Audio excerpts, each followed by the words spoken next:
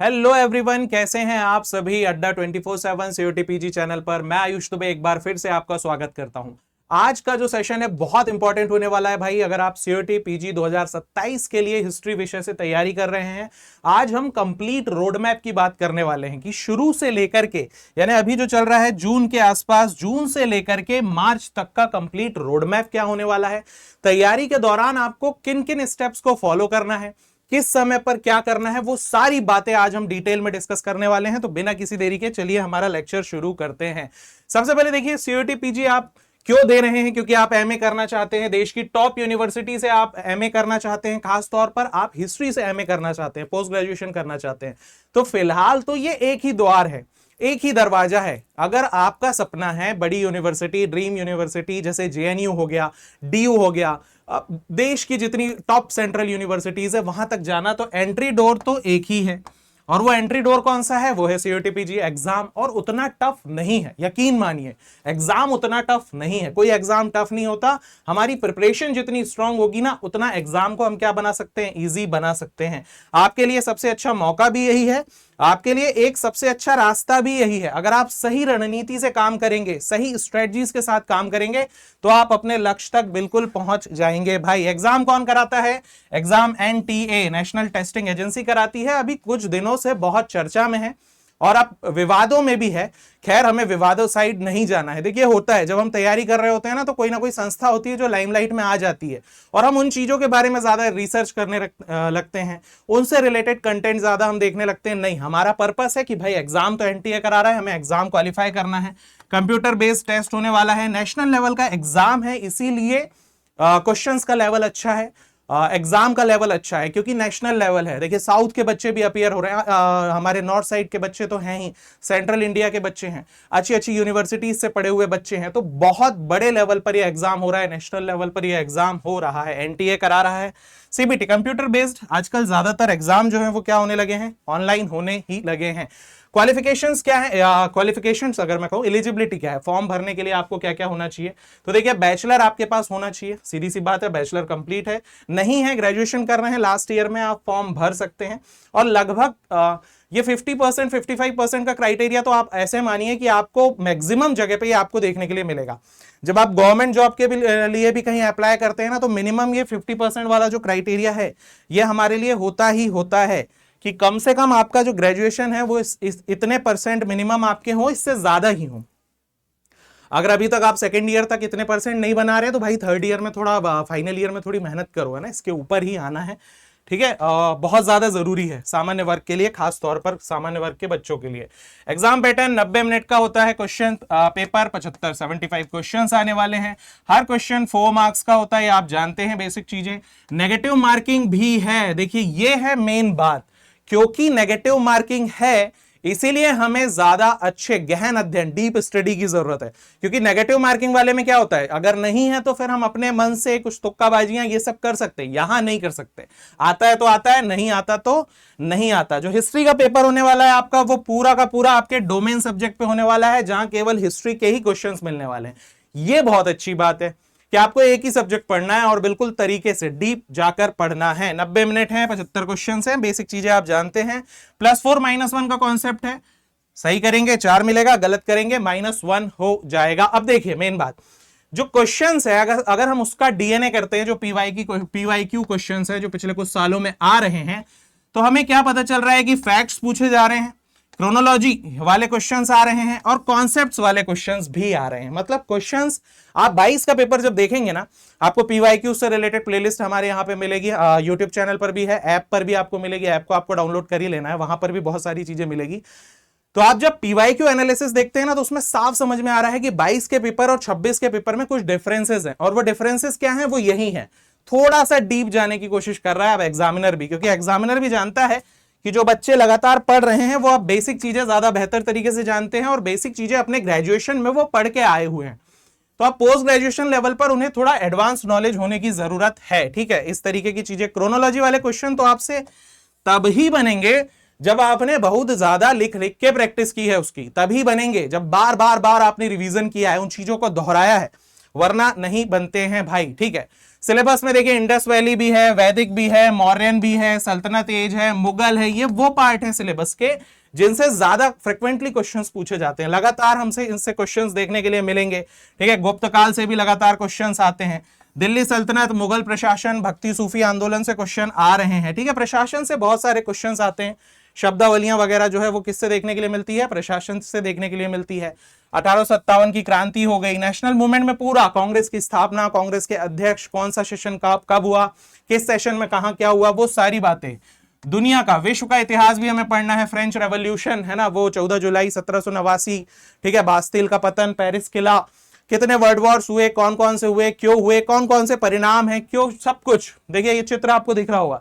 तो लड़ाई झगड़े, ये पूरी कहानियां कहां पढ़ते हैं हम, ये पूरी की पूरी कहानी हमको इतिहास में देखने के लिए मिलती है। चलिए आगे बढ़ते हैं भाई।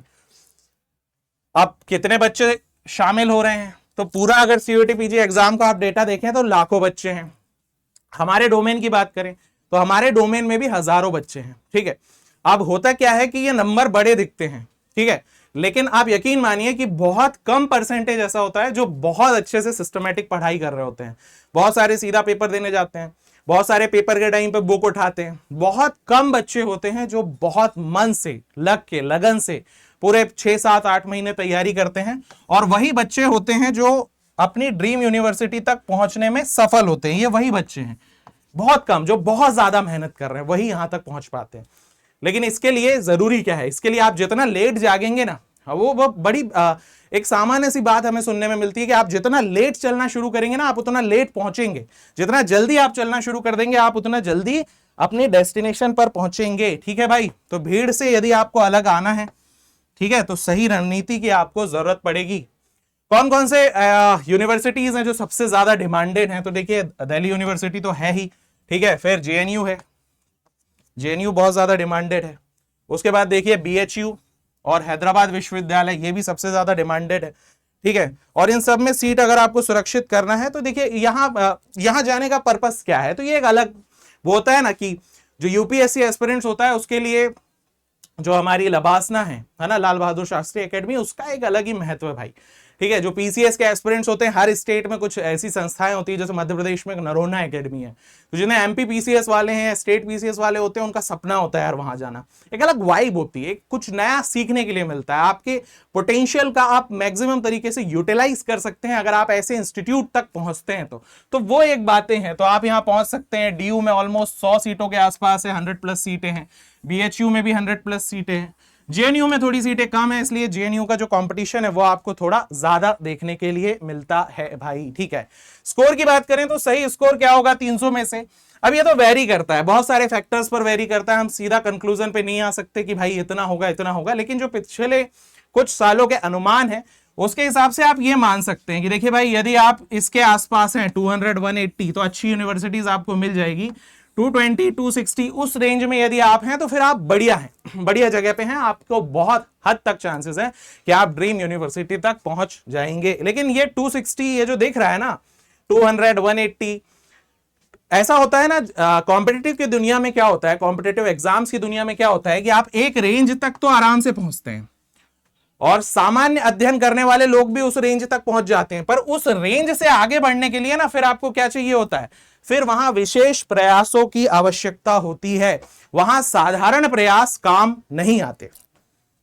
क्या कहा आयुष सर ने? हाँ जी, 0 से शुरू किया तो एक रेंज तक तो आप आ जाएंगे यहां, लेकिन इस रेंज से हर एक नंबर बढ़ाने के लिए आपको बहुत मेहनत करनी पड़ेगी। यहां से ऊपर आप तभी बढ़ते हैं जब आपने बहुत डिटेल में कोर कॉन्सेप्ट्स को अच्छे से पढ़ रखा होगा। तैयारी को देखें तो कुछ चरणों में हम बांटते हैं, पूरा का पूरा जुलाई से लेकर मार्च तक की आपको कैसे क्या सारी चीजें करनी चाहिए होती है। देखिए आप एक साथ तो पूरा नहीं पढ़ सकते, तो आप उसको थोड़ा डिवाइड कीजिए, एक प्रॉपर रोड मैप आप बनाएंगे तो वो सबसे बढ़िया चीज है। सारी आपकी स्ट्रेटजी जो है वो स्टेप बाय स्टेप चलनी चाहिए, ठीक है, तभी कुछ हो पाएगा। सबसे पहले अगर बात करें तो देखिए जुलाई से सितंबर का जो टाइम है ना, ये फाउंडेशन बनाने का है, ये बेसिक बनाने का है। हो सकता है आपने कॉलेज में बहुत अच्छे से पढ़कर आया हो और इतिहास जो है आप बहुत अच्छे से सारी चीजों को जानते समझते हैं, तो ये बहुत अच्छी बात है। लेकिन यदि अब आपको ऐसा लग रहा है कि नहीं यार, मतलब जो हमने पढ़ा है वो तो ठीक है, लेकिन जो एग्जाम की हमको डिमांड जो है एग्जाम की, उसके लिए हमें थोड़ा और एक बार चीजों को रिकॉल करने की, सिस्टमैटिक करने की जरूरत है। तो फाउंडेशन वाला जो फेज है ना, ये सबसे ज्यादा इंपॉर्टेंट है। और ये वो फेज है जो बेस भी बनता है हमारा, क्योंकि फाउंडेशन जितना स्ट्रांग होगा ना, उसके ऊपर हमारी बिल्डिंग उतनी स्ट्रांग होगी। और ये वो टाइम है जब बच्चों को लगेगा यार हम अभी क्यों पढ़ें, अभी कोई पढ़ने का टाइम है क्या, अभी तो पेपर हुआ है, पेपर तो बहुत टाइम है। बस वही गलती है, यहीं पर जो है ना बच्चे डिफरेंस कर जाएंगे। जो ये फेज के इंपॉर्टेंस समझेगा और अपने फाउंडेशन चीजों, क्योंकि अभी आप रिलैक्स रहेंगे इस फेज में, आप बढ़िया ध्यान लगा के, अगर आपको इंडस वैली में लग रहा है 2 दिन, तो आप सुकून से 2 दिन देके उसको पढ़ सकते हैं। लेकिन बाद में इतना टाइम आपको एक छोटे से टॉपिक के लिए नहीं मिलने वाला है। तो ये कहीं ना कहीं पूरा का पूरा फाउंडेशन या नींव बनाने का टाइम है, ठीक है। चाहे वो प्राचीन काल हो, मध्यकालीन हो, उसके बारे में आप चीजें पढ़ेंगे। एनसीईआरटी अलग अलग बुक्स का आप इस्तेमाल कर सकते हैं फाउंडेशंस को बनाने के लिए। जिन बुक्स को आपने पढ़ रखा है अपने कॉलेज के टाइम पे, उन बुक्स का भी आप इस्तेमाल कर सकते हैं। सेकेंड फेज जो होगा, फर्स्ट तो ये हो गया हमारा जुलाई से सितंबर, सेकेंड फेज जो है वो अक्टूबर से दिसंबर वाला फेज होना चाहिए। ये वो फेज है जहां आप सिलेबस को कंप्लीट करने की तरफ जाएंगे। मतलब पहले आप समझ गए, जैसे मैं पढ़ाता हूं ना, तो मेरी क्लासेस जिसने देखी होगी या अभी और भी क्लासेस यूट्यूब पे दिखेगी, मैं इंडेक्स सबसे पहले पढ़ाता हूं। क्यों पढ़ाता हूं इंडेक्स सबसे पहले? क्योंकि उससे यह होता है कि जो बच्चा है वो पूरा एक फ्रेम कर पाता है। जैसे मैं किसी भी सिटी 1 से सिटी 2 पे मुझे जाना है, दिल्ली से बॉम्बे मुझे जाना है, मेरे ब्रेन में एक फ्रेमिंग है ना कि भाई दिल्ली से बॉम्बे जाने के लिए मुझे महाराष्ट्र तरफ जाना है, साउथ तरफ जाना है, यहां से ट्रेन मिलेगी, ये वैसा। जब मैंने इंडेक्स पूरा डिस्कस कर लिया ना, तो अब मैं सिलेबस पूरा समझ पाता हूं, उस तरीके की चीजें हैं। तो जब आप सिलेबस समझ गए, फाउंडेशन समझ गए, तो सेकंड स्टेप क्या हो जाएगी आपकी, वो हो जाएगी सिलेबस का आपको कंप्लीशन करना है, सिलेबस समाप्त करना है। साल खत्म होते होते सिलेबस खत्म हो जाए आपका।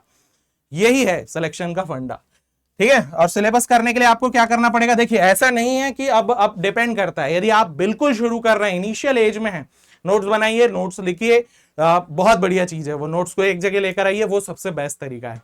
अगर आप और लेट करेंगे शुरू, तो फिर वहां आपको नोट्स, अपने नोट्स से पढ़ने का अपना मजा होता है भाई। फिर आपको बुक्स से पढ़ना पड़ेगा, फिर वो फैक्ट्स रिकॉल करने में ना थोड़ी तकलीफें होती हैं, तो उससे बेटर है, इसलिए ये टाइम को पूरा आपको यूटिलाइज करना है, ठीक है। पीवाईक्यूज का भी एनालाइज आप धीरे धीरे शुरू करेंगे।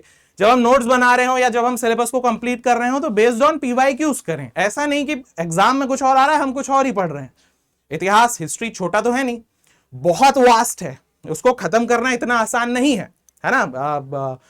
हर टॉपिक में हम जितना गहन जाते जाएंगे। नहीं, हमको पीएचडी अभी नहीं करना है, करेंगे कभी कभी प्लान हुआ तो, बट अभी नहीं। अभी तो एग्जाम क्रैक करना है। पीवाईक्यू में यदि उसने पूछा है कि भाई एंशिएंट की बुक, तो एंशिएंट की बुक हमारे नोट्स में होनी चाहिए। उस तरह से हमको पीवाईक्यू बेस्ड हमें सिलेबस कवर करना है, ठीक है भाई। ये वाला फेज भी हो गया। तीसरा फेज जो है वो है जनवरी से फरवरी 2027 वाला। ये वो फेज है जहां हमको रिवीजन करना है, रिवीजन फेज है। क्यों? क्योंकि बहुत सारा पढ़ चुके हैं। रिवीजन नहीं करेंगे, नेगेटिव मार्किंग एग्जाम में तो गलत करके आएंगे, ठीक है। जो सही नंबर है हमारे वो भी गलत हो जाएंगे। तो रिवीजन करना है, ज्यादा से ज्यादा पीवाईक्यूज को सॉल्व करना है, ज्यादा से ज्यादा प्रैक्टिस भी करना है। प्रैक्टिस का भी यही टाइम है। जैसे अब प्रैक्टिस क्या होती है, जैसे मान लीजिए आपने पूरा गुप्ता एम्पायर पढ़ लिया। अब गुप्ता एम्पायर के आप पीवाईक्यूज देख लीजिए, या फिर गुप्ता एम्पायर के कुछ और क्वेश्चंस देख लीजिए कि भाई क्वेश्चंस बन कैसे रहे हैं, जो मैंने पढ़ा उससे मेरे क्वेश्चंस बन रहे हैं कि नहीं बन रहे हैं, मुझे वो भी तो पता लगाना है। वो कैसे पता चलेगा? वो प्रैक्टिस से पता चलेगा। एमसीक्यूज और क्वेश्चंस बहुत मिलेंगे आपको हमारे टेलीग्राम चैनल पर। जो हमारा टेलीग्राम चैनल है, अभी मैं क्यूआर बताऊंगा, वहां आपको क्वेश्चंस मिलेंगे। ऐप में आपको प्रैक्टिस के लिए अड्डा के बहुत सारे क्वेश्चंस मिलेंगे। तो क्वेश्चंस ज्यादा से ज्यादा जो है हमको लगाना है, ठीक है। जो चीजें हम भूल रहे हैं, जैसे हो सकता है कि हम कुछ शब्दावलियों को भूल रहे हो, या हो सकता है कि हम कुछ ईयर्स को लगातार भूल रहे हो, कुछ वॉर की चीजें भूल रहे हो, उनके शॉर्ट नोट्स बनाना है। उनको एक जगह लिख के रख लीजिए, शॉर्ट कर लीजिए, सही है ना। तो उससे क्या होगा, उससे आप उन चीजों को रिकॉल कर पाएंगे एग्जाम टाइम में, ठीक है। तो ये पूरा रिवीजन फेज चलने वाला है जनवरी से आपका फरवरी तक। और मार्च तो फिर आपका क्या है, युद्ध की तैयारी है, ठीक है। अब यहां आपको इतना कॉन्फिडेंस आ जाएगा, बढ़िया आप मॉक टेस्ट लगाएं। मॉक टेस्ट में अच्छे नंबर आने वाले हैं। कमजोर चीजों को हमको, जहां भी हमें लग रहा है कि यार ये हमारा वीक पॉइंट रह गया, हम उस पर बात करेंगे, उन चीजों को देखेंगे। और जो इंपॉर्टेंट है ना, सिलेबस को तब तक, जब आप मार्च अप्रैल तक पहुंचेंगे, तब तक आप खुद उस योग्य बन जाएंगे कि आप समझ सकते हैं कि यार सिलेबस में ना ये 10 चीजें हैं जो लगातार आ रही हैं, इनको बार बार रिकॉल कर लेता हूं, क्या पता इससे 4-5 क्वेश्चन सीधे बन जाएं। या फिर यार ये वाला ना पूछ नहीं रहा है, बहुत साल हो गया यार, विजयनगर से तो क्वेश्चन आ नहीं रहा है, तो विजयनगर को थोड़ा उतना ना, मतलब पढ़ना तो है, सारी चीजें छोड़ना कुछ नहीं है, पर ठीक है उसमें उतना टाइम नहीं देना। इस तरीके से आप पूरी चीजें करते हुए चलेंगे तो आपका पूरा का पूरा सिलेबस भी खत्म हो जाएगा, बहुत अच्छी तैयारी भी हो जाएगी और ड्रीम यूनिवर्सिटी तक आप पहुंच भी जाएंगे। और इस पूरे सफर में हम आपकी सहायता करने के लिए उपलब्ध हैं, है ना। अड्डा 24/7 आपके लिए सक्षम अल्टीमेट फाउंडेशन बैच लाया है। यदि आप बहुत ज्यादा सिंसियर हैं और सिस्टमैटिकली चीजों को पढ़ना चाहते हैं, हमारे साथ चीजों को पढ़ना चाहते हैं, तो हमसे जुड़िए, ठीक है। ये हमारा नंबर है, इस नंबर पर कॉल कीजिए। बैच से रिलेटेड हर इंफॉर्मेशन, आप जो भी आपका डाउट है, देखिए ये नंबर ना आपके लिए वही भूमिका निभाने वाला है जो महाभारत, जो कुरुक्षेत्र का युद्ध हुआ है, वहां कृष्ण ने निभाई थी, कृष्ण भगवान ने निभाई थी अर्जुन के लिए। तो आपके सारे डाउट्स, आपके मन में आने वाले सारे भ्रम जो है वो यहां दूर हो जाएंगे, ठीक है। बैच को लेना है, बेस्ट प्राइस के लिए AD22 मेरा कूपन कोड है, आप वो भी इस्तेमाल कर सकते हैं, ठीक है। बैच में सब कुछ मिलेगा, डिटेल्ड सिलेबस को हम कवर करने वाले हैं, PYQs आपको मिलेंगे, प्रैक्टिस क्वेश्चंस आपको मिलेंगे, मॉक क्विज उसमें आपको मिलेंगे, उसके अलावा भी बहुत सारी चीजें आपको मिलेगी, PDF नोट्स आपको वहां मिल जाने वाले हैं भाई, ठीक है। तो ये पूरा का पूरा कोर्स जो है आपको ज्वाइन कर लेना है। यदि आप सही दिशा में मेहनत कर रहे हैं ना, राइट डायरेक्शन, देखिए मेहनत बहुत सारे लोग करते हैं, लेकिन सफलता तक वही पहुंचता है जिसका डायरेक्शन क्या हो, सही हो, जो कंसिस्टेंट है। ऐसा नहीं आज पढ़ लिया, आज बड़े मोटिवेटेड थे, कोई अच्छी मूवी देख के आए थे, है ना, और बढ़िया आज पढ़ लिया, फिर 4 दिन गायब है, बोले यार उस दिन तो बहुत पढ़ा था, आज क्या आप क्या 4 दिन का कोटा पूरा हो गया, ऐसा नहीं होता भाई। और जो प्लान्स आप बना रहे हैं उनको एग्जीक्यूट करना पड़ता है। अगर मैंने सोचा है कि आज मैं एंशिएंट की पूरे बुक याद करके रहूंगा, तो मुझे करना है। अगर आज मैंने सोचा यार ये वायसराय ना बहुत परेशान करते हैं, गवर्नर जनरल वायसराय, एक बार ना पूरी लिस्ट याद कर लेता हूं, नाम ही याद कर लेता हूं कि कॉर्नवालिस आया था, कि कौन आया था, कि क्लाइव आया था, बरलास्ट आया था, कर्टियस आया था, क्या हुआ था, पूरी लिस्ट याद कर लेता हूं। तो बस वैसा सोचना है, तभी आप क्या करेंगे, अपने ड्रीम यूनिवर्सिटी तक पहुंचने का जो सपना है उसको पूरा कर पाएंगे। ये हमारा नंबर है भाई, है ना। COT PG की तैयारी से रिलेटेड किसी भी डोमेन से आप सब तैयारी कर रहे हैं, इस नंबर पर संपर्क करें, इस नंबर पर बात करें, हेजिटेट नहीं होना है, आपको सारा का सारा गाइडेंस जो है मिल जाएगा। अड्डा 24/7 की ऐप डाउनलोड कर लेना है। जो चीजें मैं बता रहा हूं कि PYQs जो हैं, इंफॉर्मेटिव वीडियोस जो हैं, क्विजेस जो हैं, वो सब आपको यहां मिलने वाली हैं। तो ऐप आप जल्दी से डाउनलोड कर लें, ठीक है। और जो हमारे सेशंस के वीडियोस हैं वो भी आपको डिस्क्रिप्शन में मिल जाएंगे। साथ में डिस्क्रिप्शन में आपको एक गूगल फॉर्म का लिंक भी मिलता है, आप उस पर भी जाकर क्लिक करेंगे तो डोमेन फैकल्टी से गाइडेंस ले सकते हैं। हमारा टेलीग्राम चैनल ज्वाइन कीजिए, यहां लगातार क्वेश्चंस डलते रहते हैं, जो एग्जाम से रिलेटेड क्वेश्चंस है उन क्वेश्चंस को प्रैक्टिस करते रहिए। डेली आप 5-10 क्वेश्चंस भी लगातार प्रैक्टिस कर रहे हैं ना, तो आपका एक, आप समझिए कि आपका एक पूरा का पूरा डेटाबेस तैयार हो रहा है। उस तरह के क्वेश्चन जब भी आपको मिलेंगे ना एग्जाम में, तो आपको कॉन्फिडेंस आएगा, यार ये क्वेश्चन तो पहले देखा हुआ है, ठीक है। और वो कॉन्फिडेंस ही आपको जो है, जब नेगेटिव मार्किंग वाला पेपर होता है ना, तो कॉन्फिडेंस बहुत बड़ा फैक्टर होता है, ठीक है। तो ये हमारा पूरा रोड मैप है, इस रोड मैप को फॉलो करना है। जल्दी से देखिए हमारा बैच जो है वो शुरू हो रहा है, जल्दी शुरू होने वाला है, 23 जून से हमारी क्लासेस आ रही हैं। तो बैच में आइए, बैच को ज्वाइन करते हैं, सिस्टमेटिकली पढ़ाई करते हैं। मिलते हैं लाइव बैच में। जय हिंद, जय भारत, नमस्कार।